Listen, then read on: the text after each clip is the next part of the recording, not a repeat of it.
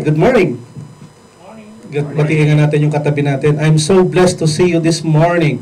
I'm so blessed to see you this morning. Tagalogin na lang din natin, pwede rin, ha? Nakaka-bless kang makita, kapatid.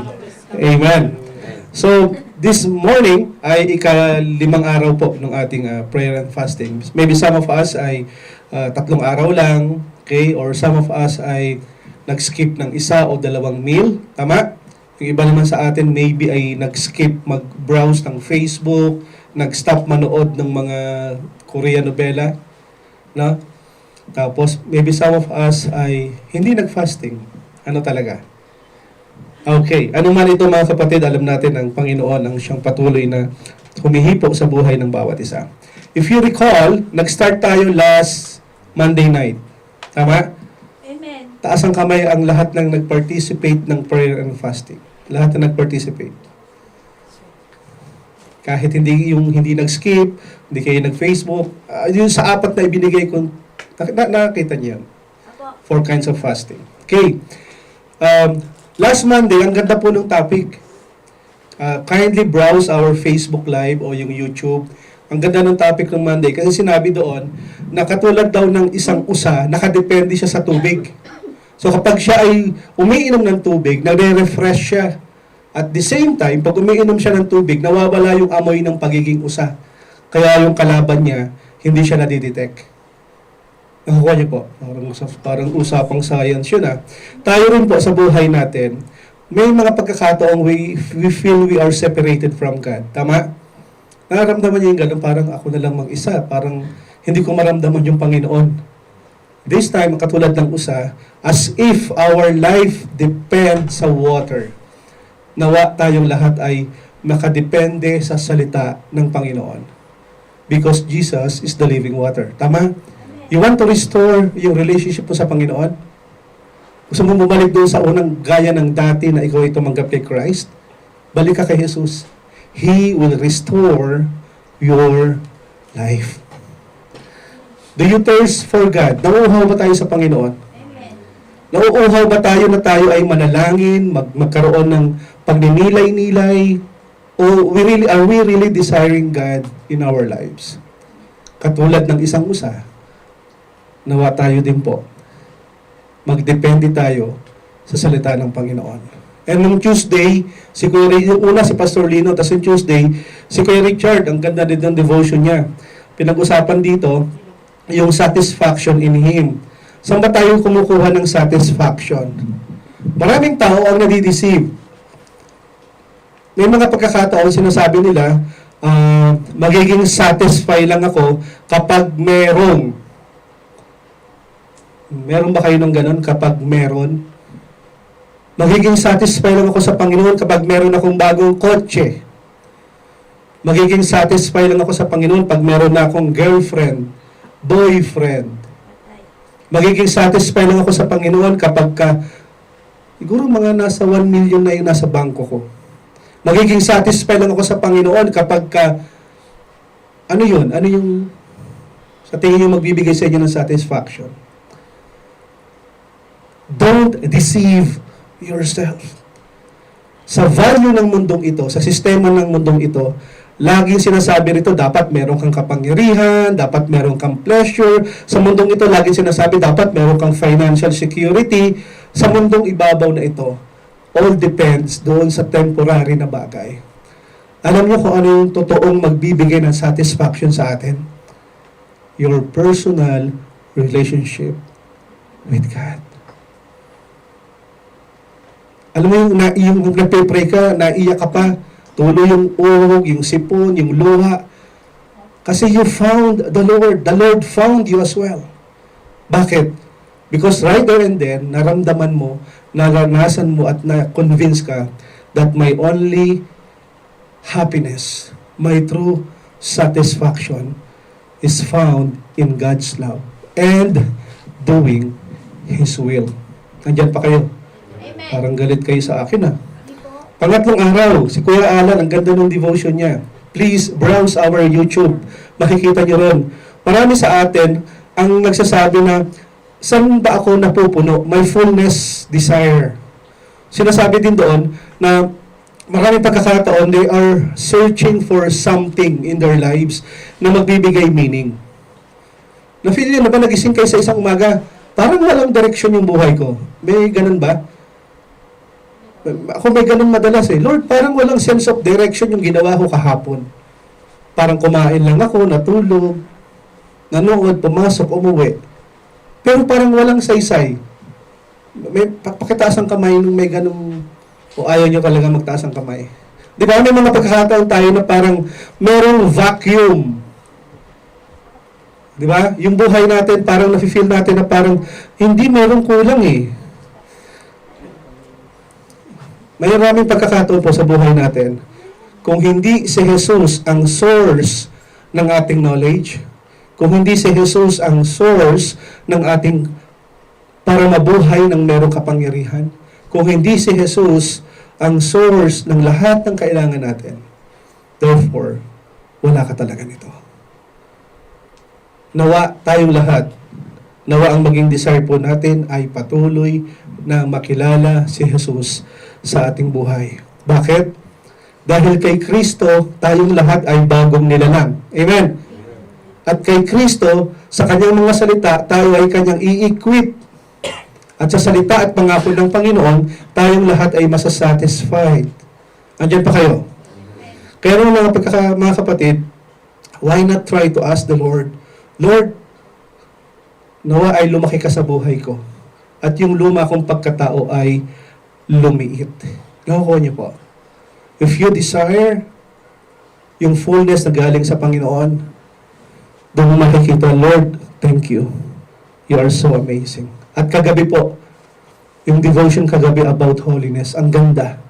Kuya Third, dinala sa atin yung devotion na ito. At ito pinapakita na sa mundong ito, yung pong ating karakter, pangloob at panglabas, dapat po nakakonform palagi sa standard ng Panginoon. Ang Diyos ay mapagmahal, ang Diyos ay banal. Ayaw ng Panginoon na merong kasalanan, bahid ng kasalanan sa ating buhay. When we accepted Christ as our Lord and Savior, yung luma mong pagkatao, binabalik ka. Tama? Lord, tinanggap naman kita. Bakit kung makapagmura ako, wagas? Kasi yun ang gusto ng katawan mo. At the more na ito ay nagmamanifest, the more you are continually confessing it to the Lord. Tama po? Kaya naman, sabi doon, nawa sa ating pamumuhay, mamuhay tayo ng may kabanalan. Bakit? Because Jesus is holy. Amen? Yan pa kayo. Amen. Kaya naman sa umagang ito, sa pagkapatuloy ng ating prayer and fasting, usapan natin, pursue intimacy with God. Nawa sa umagang ito at sa darating na mga buwan, mag-increase sa buhay ninyo si Jesus. At yung buhay natin, lumang pagkabuhay natin, ay lumiit at mag-decrease. Nawa sa pagkakataong ito, February na, no? February. Sino ba ito yung gumawa ng New Year's resolution? Wala? Tinamad na kayo? Diba? I feel you. Kasi pag gumagawa ko ng New Year's resolution, bukas, makalawa ay February, hindi ko na talaga siya nasunod. Tama, no? Kaya yung iba, tatama rin ng ayoko nang gumawa ng resolution. Sa tingin niyo, bakit? Bakit? Merong kulang. Kapag tayong lahat ay driven ng goal, ang goal ko talaga ay mabasa yung Bible for the whole year, kunyari. Di ba? Yun ang gusto natin. Pero, kapag ka ikaw ay hindi consistent sa iyong habit, yung pang-araw-araw mong ginagawa, therefore, hindi ka aabot dun sa goal. Nakukuha niyo po. Alam niyo yung salitang one step at a time. One step at a time. Kung gusto ko, kunyari, ang goal ko ay mabasa ang Bible in 1 year, sino rito yung nakaka-receive ng reminder sa group chat na ito yung Bible reading guide natin? Nare-receive niyo po yun? Yes. Are you following it? Yes. Halimbawa, hindi niyo nasunod, 3 araw na akong behind. O di, 3 araw ang basahin mo. Tama? Ako kasi nung nakaraan, 5 araw hindi ko po talaga nabasa. Eh, ba't ganun? Pastor ka pa naman. Wala naman sa pagiging pastor yun. Nasa sistema mo yun. Nasa habit mo. Nakukuha po. Therefore, kung sinasabi natin one step at a time, pag ganun ang naging sistema natin, sa end of the year, mababasa natin yung Bible o hindi? Mababasa. Tama? Bakit? Kasi meron kang good system. At hindi masama ang i-remind, pero hindi rin masama ang humabol. Our life should have a step-by-step process. Kaya maraming tumigil ng New Year's resolution. Bakit? Hindi naman kasi nasunod. Diba? Lahat tayo, yung mga katulad kong sexy. Our goal is mag-diet, no? No rice, no rice. Para ako nilalagnat, no rice, no rice. Pagdating ng katapusan, pa-extra rice pa nga. Bakit? Kasi wala kang disiplina. Tama? So, kailangan ngayon pa lang ma-learn natin yung habit. I pray, mga kapatid, ipanalangin niyo po. Sana hindi na katulad ng last year yung nangyari ngayon. Tama? 50 plus na po ako. At marami akong nasayang na panahon na kung saan, nung last year, okay ako. Tapos nung sumunod na year, okay. Tapos nung sumunod na year, hindi ako okay. Bakit? Kasi, wala tayong goal. Wala tayong hinahabol. Sana hindi na katulad ng last year. Nakukuha niyo po. Kung tamad ka last year, sipagan mo ngayon. Kung sensitive ka last year, hindi ka na dapat sensitive ngayon. Nakukuha. Therefore, may this year, let us pursue intimacy with God. Kaya, paano yun? Pag-aaralan natin mamaya. Make it our goal. Ano yung goal natin this year? Ulit. Ano yung goal natin this year? Pag sinabing pursue, to follow. Pag sinabing intimacy, intimate relationship with God. Malapit. Pag-aralan natin to later. Okay, ang sabi sa dito, basahin natin ang sabay-sabay. God cannot have an intimacy with evil or with, ano raw? True intimacy with God begins with drawing near. How can I experience true intimacy with God? True intimacy with God, it has something to do with lahat naman tayo, nung naging Kristiyano, ang gusto natin ay mapalapit sa Panginoon. Tama? Hindi ka Christian, hindi ka follower ni Christ, kung hindi mo hinahangad sa buhay mo ang mapalapit sa Diyos. Baka ikaw ay na-attend lang. Nakukuha niyo po. Wala pa akong nakitang Kristiyano na hindi naghangad na mapalapit sa Panginoon. Hindi ito yung parang naramdaman mo lamang. Kung hindi, mas malalim pa ito dun sa paghahangad. Yung paghahangad mo mapalapit sa Panginoon, papasok ito sa iyong emotion. Papasok ito doon sa kaloob-loob mo, sa soul, na kung saan magre-reflect into your action. Nakukuha niyo po. Kung ang tayong lahat ay naghahangad ng malapit na relasyon sa Panginoon, hindi lang ito parang naiyak ka. Hindi ito yung parang kinilabutan ka. Kung hindi, sabi doon, papasok ito sa iyong kalooban, sa iyong kaluluwa, at lalabas ito sa iyong mga action. Bakit? Dahil ayaw ni Yahweh, nasusuklam siya sa isang baluktot na pag-iisip. Baluktot na buhay. Ayaw niya nun. Ngunit nalulugod ang Panginoon sa taong may takot sa Kanya. That's why God cannot have an intimacy with evil. Or, ano raw, with? May salamat sa dalawang nagsalita. Again, with? Tayo ba yan? Sometimes? Ayaw ng Panginoon nun. Hindi siya nakikipag, ayaw niya nang mapalapit, kahit anong lapit mo, kung disobedient ka naman, baliwala. Kung Friday Christian ka lang. Ang sabi doon, true intimacy with God begins, ano daw? Drawing near to Him. Ang sabi doon, kung drawing near to Him, sabi doon, God, again, basahin natin, God,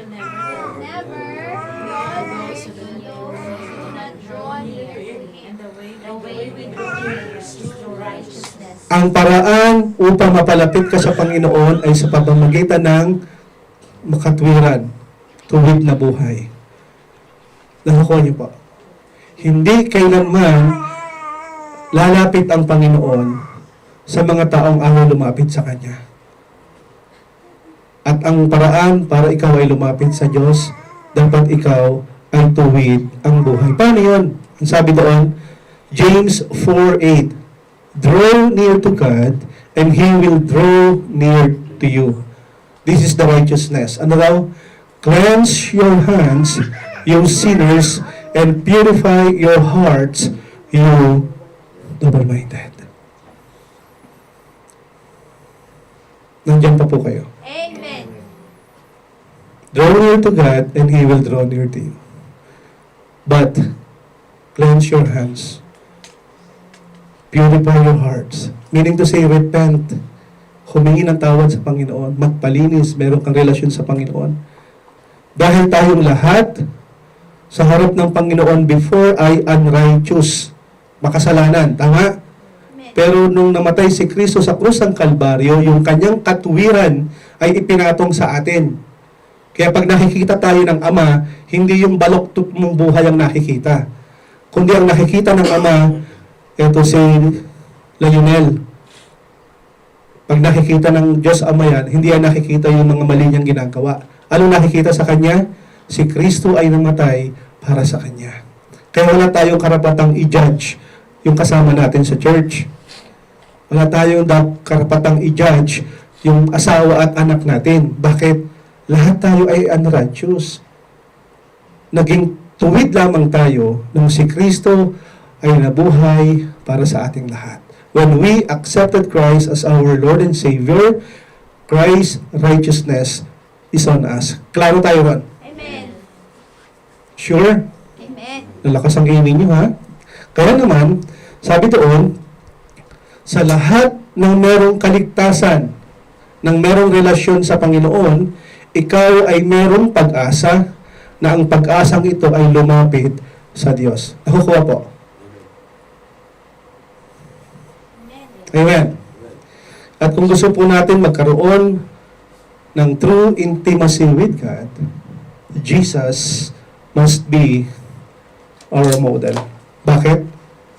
Sabi doon sa 1 John 4:10, tayo ay nagmamahal dahil tayo ay minahal muna ni Jesus. At ang pagmamahal na ito, kasunod po yung pagsunod natin sa Kanya. Kasi di ba sabi sa Bible, if you love me, keep my commandments. Kung mahal mo si Kristo, susundin mo yung Kanyang mga salita. At kapag tayo ay sumunod sa salita at pangako sa salita na pinag-uutos ng Panginoon, ang sabi doon, ang pag-ibig niya ay mananatili sa atin. At ang pag-ibig niyang ito, ang siyang magbibigay sa atin ng kakayahang sumunod sa Diyos. Kaya huwag niyo sabihin, salamat ka Lord kasi minahal kita. Hindi po, minahal muna tayo ni Lord. Kaya tayo natututong magmahal sa Panginoon dahil minahal niya muna tayo. Alam niyo, kapag tayo ay patuloy na merong intimate relationship with the Lord, meron tayong good fellowship with others. Tama? Amen. If you have yung righteousness ng Panginoon, if you have Christ in your heart, kung ikaw ay sumusunod, ang unang mong mararanasan ay meron kang peace. Meron kang joy. At pag ito ay nagpatuloy sa buhay mo, lahat ng mananampalataya ay matututong sumunod at magtiwala sa kalooban ng Panginoon. Yun po ang ginawa ni Jesus. Sumunod, nagtiwala sa Ama na kaya niyang tapusin yung kanyang mission sa mundong ito. Okay? So this is our story na makaka-relate po doon sa intimacy with God. Yung kwentong ito ng si Jesus ay pumasyal sa bahay ni Maria, ni Marta, at ni Lazaro. Yung kwentong ito ay magpapakita po sa atin kung paano dinemonstrate ni Marta yung pagiging hospitable, generous, at paano pinakita naman ni Maria ang magkaroon ng malapit na relasyon sa Ama.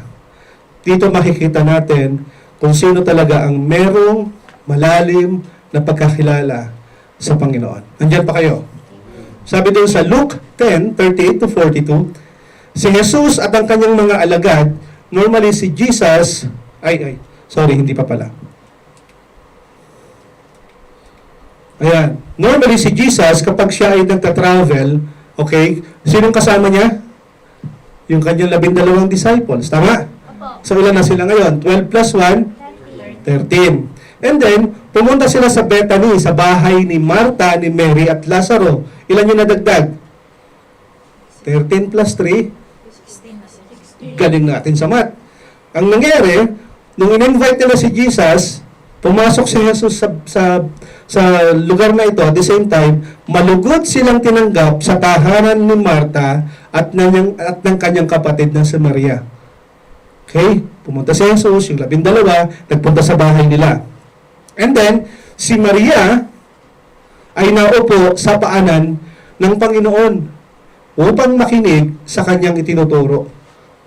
Most likely, when Jesus came dun sa bahay nila, sa Bethany, pagpasok ni Jesus, syempre kamustahan, malamang ganun yung nangyari. And then dumating yung time na kung saan si Jesus na ay magtuturo, ang ginawa ni Maria ay umupo siya sa paanan ni Jesus upang makinig ng kanyang itinuturo. Nandiyan pa kayo? At doon sa kwento, si Martha naman ay abalang-abala sa paghahanda. Kaya lumapit siya kay Jesus at dumaing, Panginoon, baliwala po ba sa inyo na pinababayaan ako ng aking kapatid ni si Maria? Ako yung naghahandang mag-isa. Sabihan nga po ninyang tulungan naman niya ako. Medyo naiinis na si Martha dahil siya na lang yung nagkatrabaho. Sabi ng Panginoon sa kanya, Martha, Martha. Sa Bible, pag 2 beses pong binanggit yung pangalan, ibig sabihin, sobrang dear. Yung mahal niya.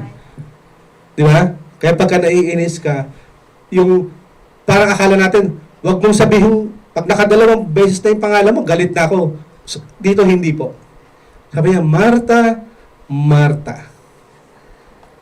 Na masyado kang nababalisa at abalang-abala sa maraming bagay. Ngunit, iisa lamang ang talagang kailangan. Ano sabi ng Panginoon? Mas mabuti ang pinili ni Maria at ito ay hindi aalisin sa kanya.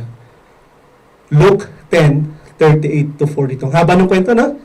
Ito po yung kwento na kung saan nakikita natin sa Biblia. Ito yung difference. Mary, listen to what Jesus was saying. Umupo siya sa paanan ni Jesus. Si Martha, anong nangyari? Ano raw? Martha was distracted by her many tasks. Dito ipinapakita po na yung pong pagbisita sa tahanan ni Maria at ni Martha and Mary ay pinapakita po dito na may mabuting bagay at may pinakamahalagang bagay. Nakita ko niyo yung difference? Merong mainam at may mas mainam na bagay. Yung po kasing pag-upo ni Mary sa paanan ni Jesus, hindi yung nakaupo sa paa, sa harapan ni Jesus. Dito ay pinapakita, mas importante kay Maria yung intimacy with the Lord. Nakukuha niyo po. Kaya maraming Christian, especially sa Saudi, nowadays, minsan mas gusto nila yung may nagtuturo sa harap kaysa dun sa video. Bakit? Kasi more intimate ka pag yung nagtuturo ng salita ng Panginoon nasa harapan mo. Pero it has nothing to do with kung pag-uusapan natin yung intimacy, yung malapit na relasyon, mas malapit tayo, tama? Nakikita natin ang mukhaan. Pero si Martha ay nakafocus lamang sa mga taong nakapalibot sa kanya.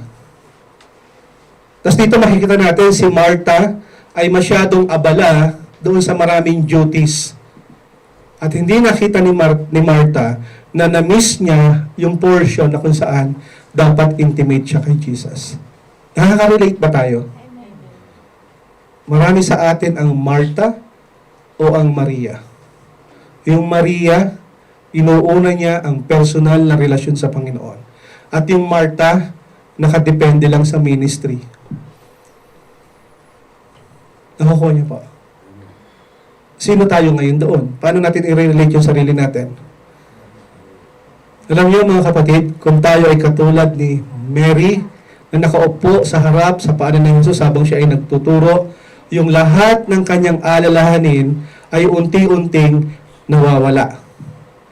Kung iaalaw natin si Jesus na mag-minister sa atin, therefore, kapag tayong lahat ay malapit sa Panginoon, ang sabi doon, yung peace na galing sa Panginoon, ang siyang makikita sa buhay nating lahat.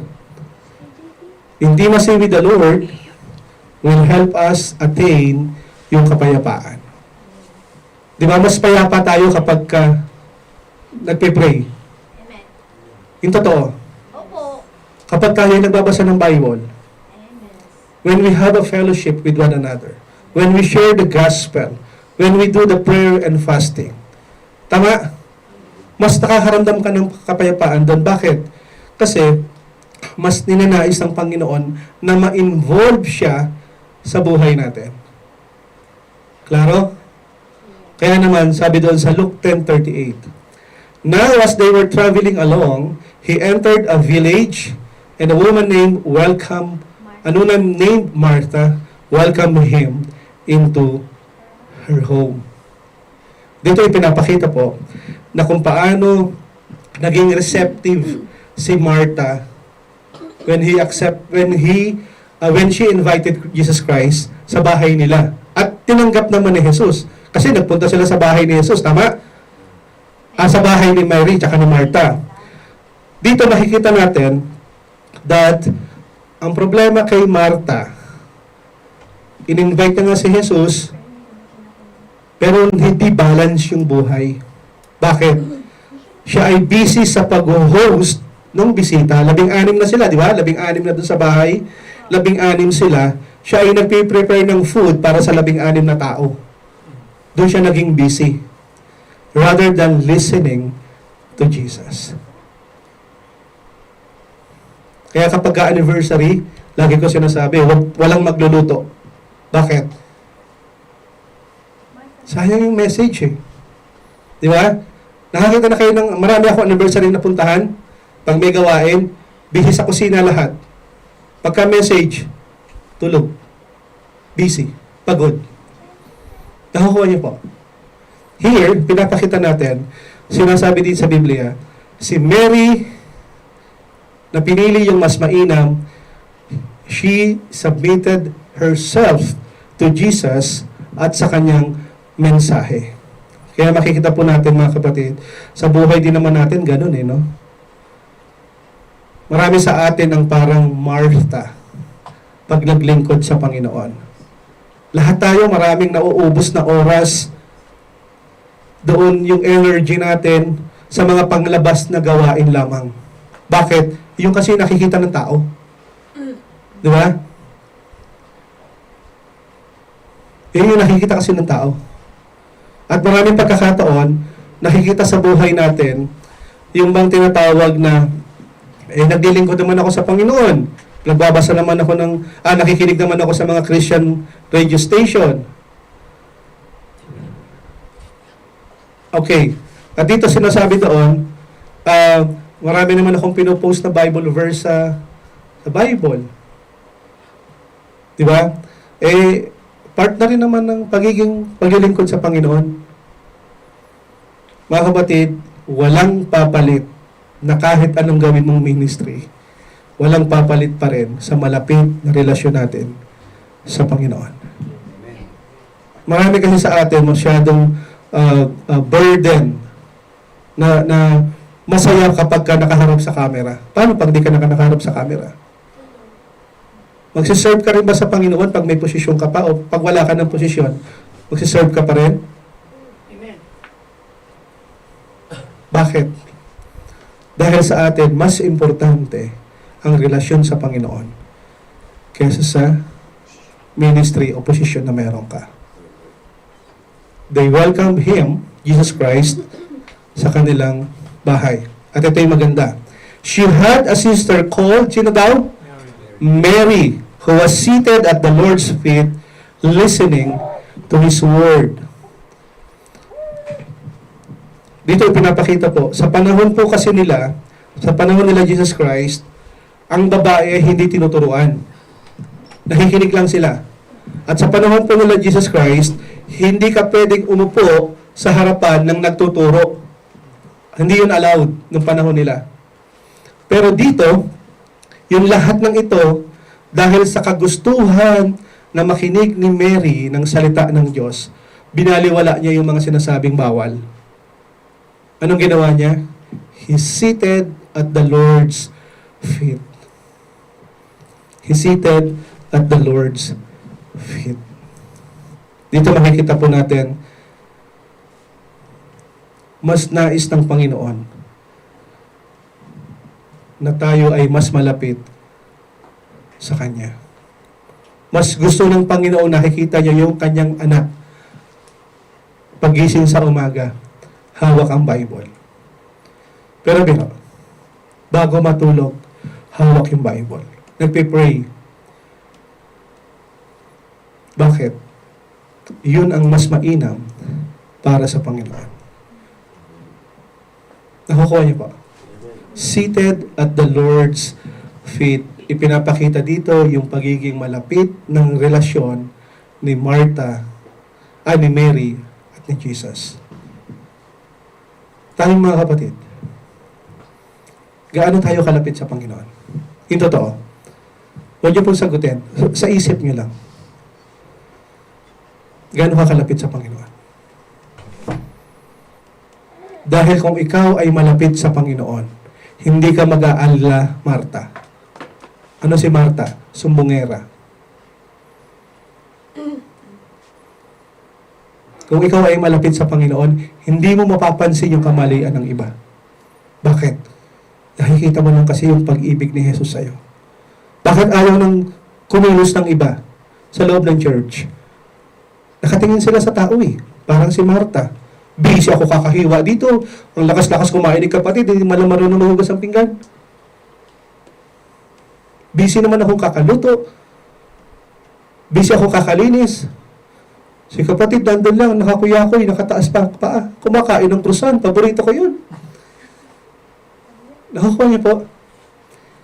Kapag ikaw ay may malapit na relasyon sa Panginoon, again, kung ikaw ay merong malapit na relasyon sa Panginoon, you will never complain. Never. Bakit ka lagi nagko-complain? Kasi gusto mo, panglabas lang eh. Parang si Marta. Nakukuha niyo po. Mga kapatid, salaminin natin yung sarili natin sa mensaheng ito. Malaki po ang maitutulong natin. Maitutulong nito sa atin. Seated at the Lord's feet. Tingnan natin si Marta. Sabi doon, but Martha was with all her Preparation. and she came up to him, kay Jesus, and said, Lord, Care that my sister left nakita niyo yung word na salita? Left me. Walang makapagsabi, pero malamang, nung in-invite nila si Jesus, si Martha at si Mary naghuhugas ng pinggan, naghuhugas ng gulay, nagpiprepare ng table. Tama? Malamang ganun, kasi nag-invite ka, meron ka 16 na pakakainin. Tapos nung dumating na si Jesus, syempre din naman ibig pagdating ni Jesus, biglang nag-upuan. Hindi ganun. May mga chika-chika pa yan, tama? Yung mga batian ng araw, di ba? Sasabihin mo pa lahat ng ninuno, parang ganun. Ganun malamang. And then dumating yung time na kung saan magtuturo na si Jesus. Anong ginawa ni Mary? Seated at the Lord's feet, listening to His word. Anong ginawa ni Martha? Lord, kanina lang kasama ko siyang maghugas. Iniwan niya na ako. Na-distract na siya. Left me. Sabi, Lord, sabihan mo nga siya. Tamad-tamad niya. Pwede na sabihin ni Mary, sorry naman. Sensya na. Dito sabi ko, sister has left me to do all the serving alone. Then, sabi niya, di ba, inutusan niya pa si Jesus. Sabihan mo nga sa kanya, Lord, patayuin mo nga siya dyan. Unahin niya muna itong paghihiwa dito. Nakukuha niyo po. Meaning to say, kung malapit ka sa Panginoon, everything will follow. Kung ikaw ay malayo sa Panginoon, kung sino-sino nakikita mo. Nagigets? Maghanap ka sa loob ng simbahan ng taong pinaka mahusay mag-complain. Baka hindi siya naging Mary muna. Nagpaka-Marta lang siya. Kaya pag nakakakita tayo ng ganon, 2 beses natin sasabihin, Martha, Martha. Pag lalaki, Mario. Hindi ko alam sa lalaki. Anyway, parang sinasabi natin dito, si Martha, hindi niya alam kung paano mamahalin si Jesus. Ang mahal lang ni Martha, ministry. Mag-prepare. Pero kinurek siya ni Jesus. Ano sabi ni Jesus? Alam mo, Martha, mas maganda yung pinili ng kapatid mong si Maria. Alam niya kung ano yung makakatulong sa kanya. Alam niyo po yung ibig sabihin ng serving, yung nagsiserve sila. Ang ibig po doon sa church, ang tawag doon ay deacons. Diakono. Tayo yun. We are called to serve. Lahat naman tayo itinawag na parang Martha. Not to the sense na uunahin mo lang yung ministry. After na ikaw ay makinig kay Jesus, at malapit ang relasyon mo sa Panginoon, yung lahat ng ginagawa mo is overflow ng iyong intimacy with the Lord. Nakukuha po? Amen. Therefore, kung ang serving, ang ibig sabihin ay deacons, na tayong lahat nawa ay makakita ng priority in our lives, our high priority is to seek, pursue intimacy with God. Nandyan pa kayo? Okay. Kaya doon sabi sa 10:41, the Lord answered and said to her again, Martha, Martha, you are worried and bothered about so many things. Dito kinurek ni Jesus si Martha. Baka naman kasi sobra ka na sa pagiging hospitable, baka naman sobra ka na sa pag-aalaga doon sa ministry o sa ginagawa mo, nakakalimutan mong mas mainam ang pinili ni Mary. Hindi naman kasi nakalagay doon sa Bible. Si Martha ay nagluto ng masarap na kabsa. Wala naman, di ba? Tama? Hindi naman sinabi doon, si Martha ay napakahusay kumanta. Si Martha ay napakahusay tumugtog. Si Martha ay wala naman eh. Ang sabi doon, the Lord said to her, you are worried and bothered about so many things. Kaya kung hindi tayo naka-align sa Panginoon, ganun din. We are worried and bothered about so many things. Tama? Lord, yung plano ko. Lord, yung gusto ko. Lord, ito po yung mga gusto kong... Baka hindi naka-align yung heart mo. Upo ka muna sa harap ni Jesus. Lord, ano po yung plano mo sa akin? Huwag mong diktahan si Jesus. Marami sa atin, Lord ito yung gusto ko. Etong taon na to, ito yun. Pagdating ng ito yung Lord. Pag wala ako ng ganito, ayoko na Lord, Dapat ganito. Ang tingin nila kay Jesus, vento machine. Minsan, band-aid. Lord, may sakit po ako. Pagalingin mo po ako. Band-aid, gumaling. Pero yung malapit na relasyon sa Panginoon, nakukuha po. Kaya nga, maraming tao yung parang distress, anxious, troubled, distracted, nakakalimutan na nila na merong magandang portion doon sa tagpo kay Jesus. At walang iba ito, kundi yung umupo ka sa harap ng Panginoon. Kaya si Jesus Christ na mismo nagsabi, you are bothered and worried about so many things. In-invite ni Martha at ni Mary si Jesus. Pero si Mary, pinili niya yung mas mainam. Nakukuha po. Paano na yan? Kung lahat kami magiging magiging Mary, sino na magluluto? Wala na. Kayo na lang magpakanta. Kayo na lang magluto. Sige, magpaka-Mary tayong lahat. Dito ipinapakita lang po. You need to check your priority. Anong priority natin? Pursue God is intimacy. intimacy relationship with God. Pursue intimacy with God. Nakukuha niyo po. Amen. Mas mainam ang piliin at unahin mo muna si Jesus. Alam mo, si Jesus nandito. Kunyari, hindi man ako pwede, pangit ako eh. Kunyari, dumating si Jesus. Anong gagawin natin? Teka muna, takbo tayo sa baba. Bili tayo dun sa 3M ng kabsa. Ha? Ayaw, huwag yung sabihin ko ano yung 3M, ha? Halika na, si Jesus, nasa church. Tatakbo lahat sa kusina. Ugasan yung pinggan. Walang masama. Bakit nagpunta si Jesus dito? Para, kunyari, magturo. Tama? Kung siya ay magtuturo, saan tayo pupunta? Sa 3M o kusina? Ano yung unahin natin? Sit at the Lord's feet. At ang sabi doon sa 42, but only one thing is necessary. For Mary has chosen the good part. Ano raw? Which shall not be taken away from her. Hindi ito aalisin sa kanya. Paano yun? Paano natin ngayon gagawin para tayo ay mag-pursue intimacy with the Lord? Ano yung makikita natin doon sa kwento? 3 A. Parang battery. Diyan pa kayo? Opo. 3 A. Triple A. Basahin natin.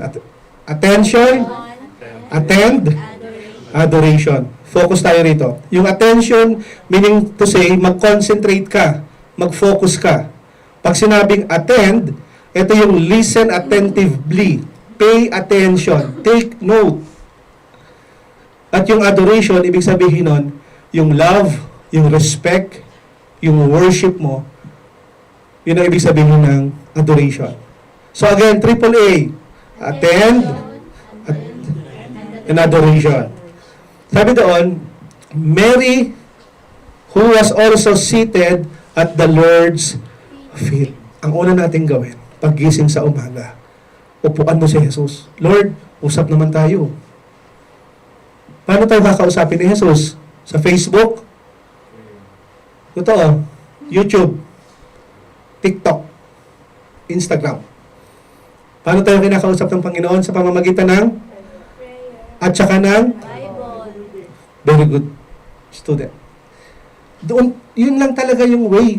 Saan kayo kumukuha ngayon ng inyong guidelines kung di kayo nagbabasa ng Bible at di kayo nagpe-pray?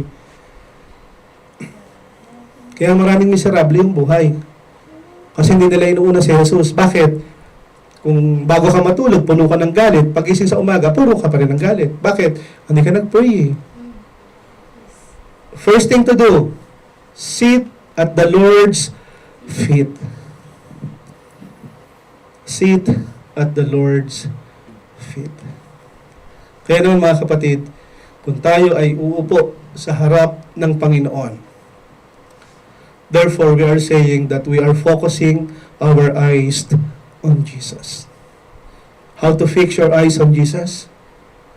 Lagi kayong titingin, Lord, ano po yung ituturo mo po sa akin?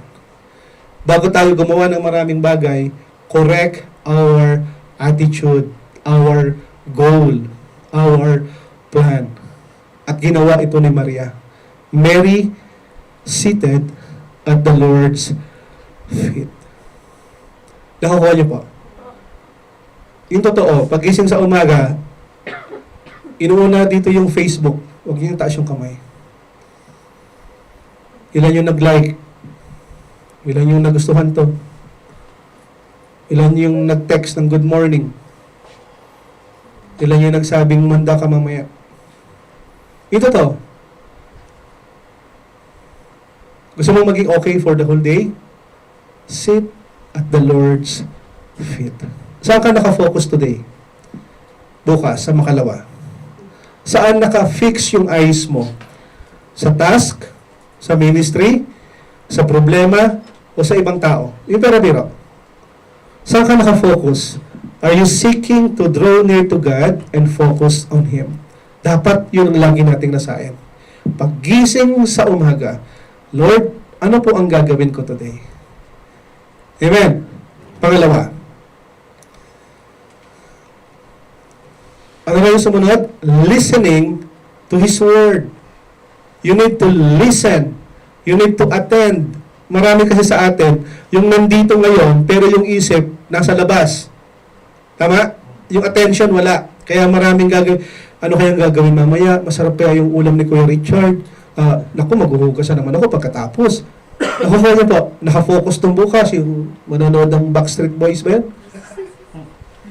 Di ba? Teka muna, pag-usapan natin ngayon.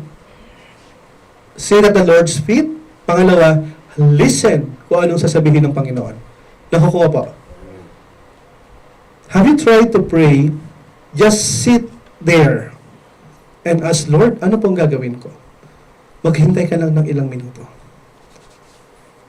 The Lord will talk to you. At kung hindi ka man niya kausapin today o kanina, God will use people, God will use ng mga bagay na kung saan kakausapin ka niya. Sa kanta, sa mensahe, sa Bible verse. Dito sinasabi natin, when you sit at the Lord's feet and listen to His voice, yung pong habit mo, unti-unting umaayos. Tama? Yung goal mo ay mararating mo. Pero kung hindi ka nakafocus doon sa gagawin mo araw-araw, mababaliwala yung goal mo. Nakukuha niyo pa? The key letter is C. And the word is consistency.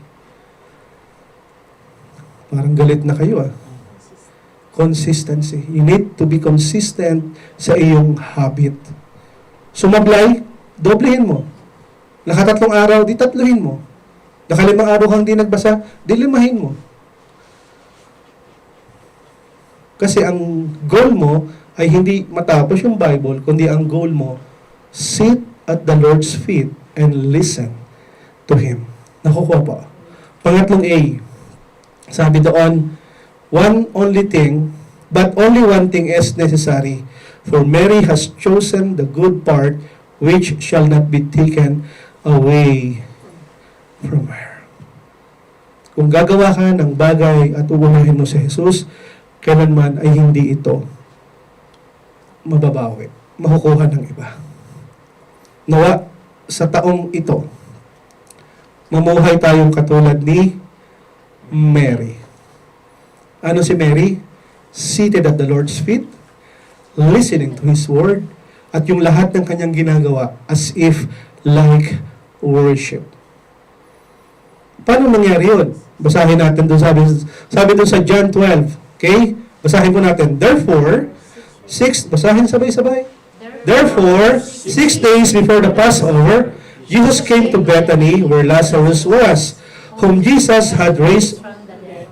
So they made him a dinner there, and Martha was serving again, and Lazarus was one of those reclining at the table with him. See, again, si Martha doon sa John ay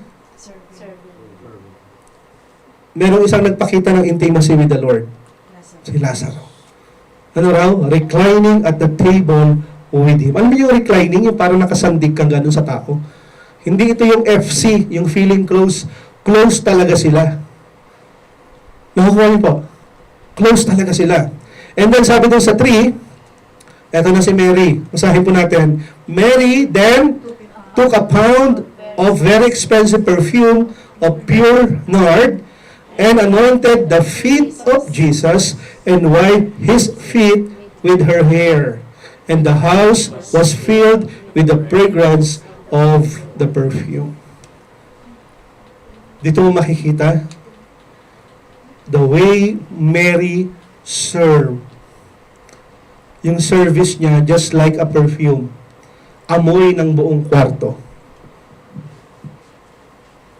Mga kapatid, kung ang buhay natin ay puno ng worship, para siyang pabango. Aamoy, aalingaso sa kwarto. Lahat ng taong makakasalamuha mo, parang meron kang napakabangong pabango sa katawan mo, na aamoy nila. Therefore, why not make your life na maging masamyong handog sa ating Panginoon? Paano? Check your life. The way you talk, the way you listen, the way na makipagsalamuha ka, the way you work. Nakuha niyo po.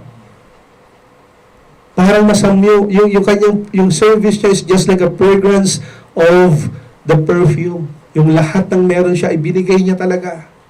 Mahal yun. Yung pabango na yun. Kaya ano sabi ni Judas? But one of the disciples, si Judas Iscariot, who was betrayed him, objected, "Why wasn't this perfume sold and the money given to the poor?" Para siyang concerned. It was worth a year wages. Kunyari, ang sahod ko ay 1.5. Ilang libo ngayon yun? At kung i-convert pa sa peso, ganong kalaki. Ganon ang halaga ng perfume, ganong kamahal. Sabi doon, he did not say this because he cared about the poor. Hindi naman talaga siya nakikare sa poor. But because siya ay magnanakaw. As keeper of the money bag, he used to help himself to what was put into. Concern lang siya dun sa makukuha niyang pera. Nakikita natin sa buhay dito, ni Judas dito, nawa tayong lahat ay hindi nakafocus sa ating personal agenda. Nawa sa buhay natin ay huwag masayang yung ginagawa natin. Kaya nga sabi doon, kalaunan si Judas ay naghudas. He betrayed Jesus. At ang sinabi doon sa 7 to 8, ano sabi ni Jesus? Leave her alone. Lumayo ka. Jesus replied, "It was intended that she should save this perfume for the day of my burial. You will always have the poor among you, but you will not always have me."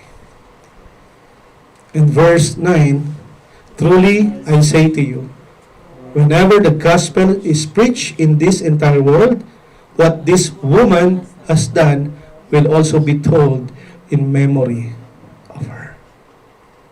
Ano yung bagay na mas tatagal at mas mainam para sa Panginoon?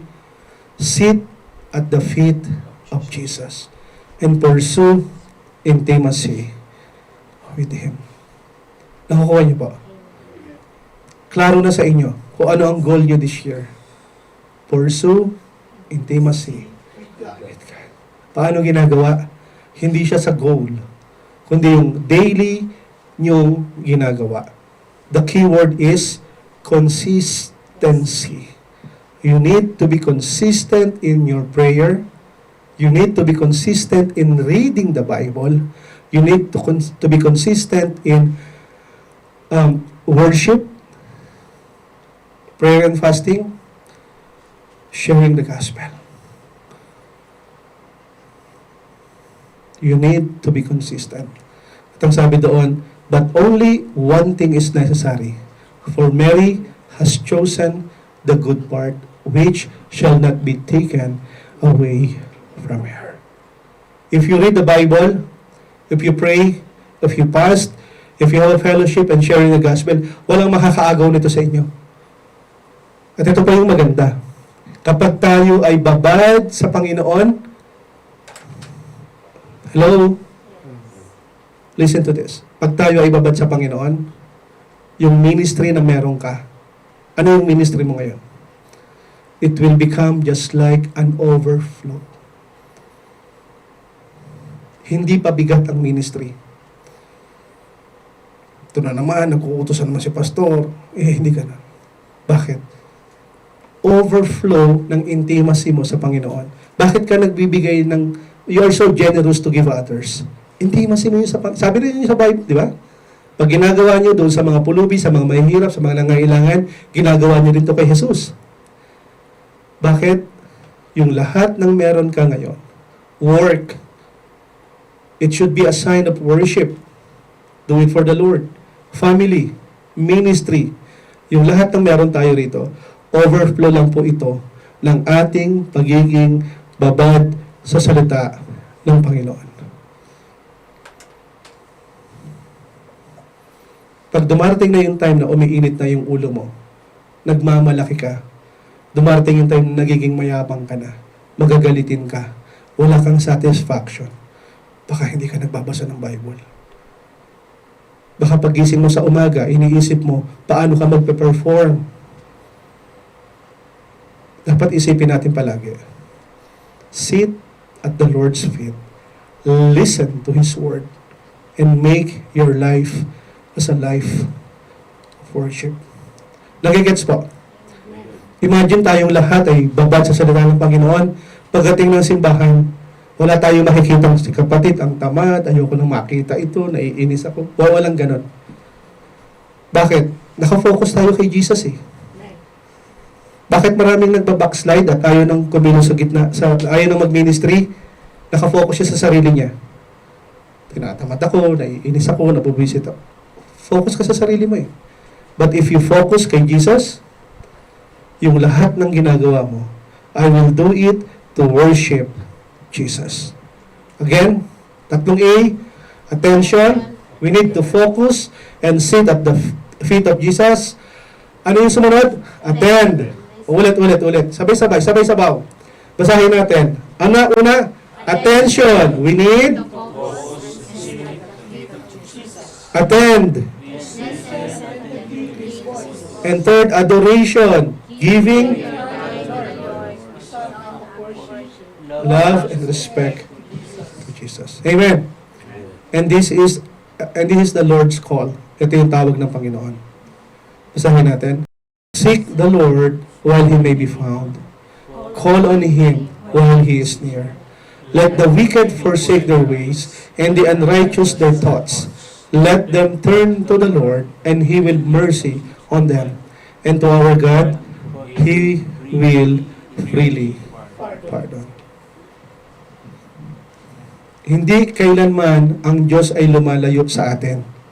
Pero kadalasan, tayo yung lumalayo sa Kanya. Mas ninanais ng Panginoon na yung barrier ng kasalanan mawala. Ayaw niya kasi nito.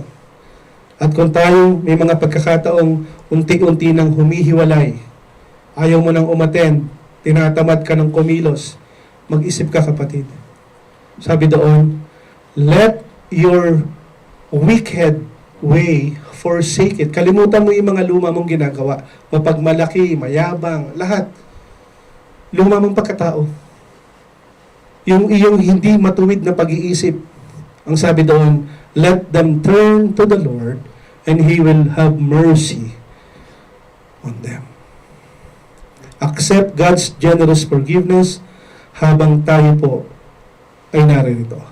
Call on the Lord while He may be found. Call on Him while He is near. Hindi pa po huli ang lahat. Baguhin natin ang ating isip, ang ating motibo, ang ating agenda. Dahil kay Lord, hindi ka magsisisi. Everybody shall stand. Basahin natin ng sabay-sabay. Now,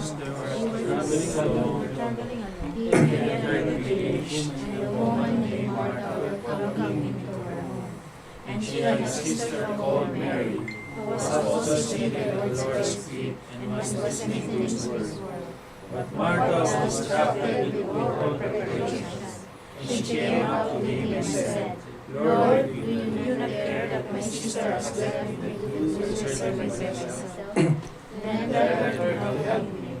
But the Lord answered and said to her, Martha, Martha, you are worried and distracted by many things, but only one thing is necessary. For Mary has chosen the good part, which shall not be taken away from her. let's pray. Heavenly Father, alam mo naman po talaga yung nasa puso namin. You know how crooked we are. We are unrighteous. But thanks be to God. Nung kami po ay tinanggap mo bilang iyong anak. Yung katwiran na ito ay binigay mo po sa amin. At yung pong righteousness na ito ang siya naglalapit sa amin papunta sa inyo. At salamat sa iyong pangako na habang kami po ay lumalapit sa iyo, lalo namang nilalapit mo ang sarili mo sa amin. Lord, turuan at tulungan mo po kami sa taong ito na gawin namin ang lahat ng bagay na unahin ka at ang iyong katwiran. Katulad ng iyong ipinangako. And all these things shall be added unto us. Lord, maawa ka po sa amin. Turuan mo po ang bawat isa kasama ang nakikinig sa YouTube at Facebook, kasama yung nasa Zoom. Turuan At tulungan mo po kami, O banal na Espiritu sa iyong kapangyarihan. Remind us every day that we need to sit at the Lord's feet and listen to your word. And may our life ay maging isang masamyong handog na katulad ng pabango na umaalingasaw sa buong kwarto. Nawa, as we continue to seek you, as we continue to know you, to know the power of your death and resurrection, masumpungan ng bawat isa na ang buhay na ito ay lumiit at lumaki ka po sa buhay namin. Mas maitaas ka at kami ay maibaba. Lord, tulungan mo po kami kasi hindi po namin talaga kaya. Banal ng Espiritu, i-remind mo pa po sa amin yung mga hindi pa namin nakukonfess na kasalanan. Yung mga hindi po namin pagsunod sa iyo. I-remind mo po kami and we want to confess it, yung lahat ng kasalanan ito. And I pray ng iyong mayamang awa at biyaya ang igawad mo po sa buhay ng bawat isa. May all the brethren of Potter's house learn to seek you, learn to listen, and learn to offer our life as a living sacrifice. Have mercy on us. And I pray, Lord, nawa sa iyong pagdating ay datnan mo kaming tapat na naglilingkod sa iyo na katulad ng Mary. We check our priority at kailanman ay hindi ito maaagaw sa amin. Lord, all praise and glory be unto you. In Jesus' name we pray. Amen. Sige po, tayo po makakaupo. We will be having our discussion question. Number 1, how was your intimacy with God last year? Tawag doon, nag-improve ba yung intimacy? Ano yung intimacy with the Lord? Yung personal time with God. Okay? How was your attitude while serving Christ last year at ngayon? Okay? What system, ano daw yung system na dapat mong tanggalin o palitan this year para hindi ka na magsilbing parang busy ka lamang sa maraming bagay at wala kang oras sa paanan ng Diyos? Ako po, parang nakasimangot na kayo ah.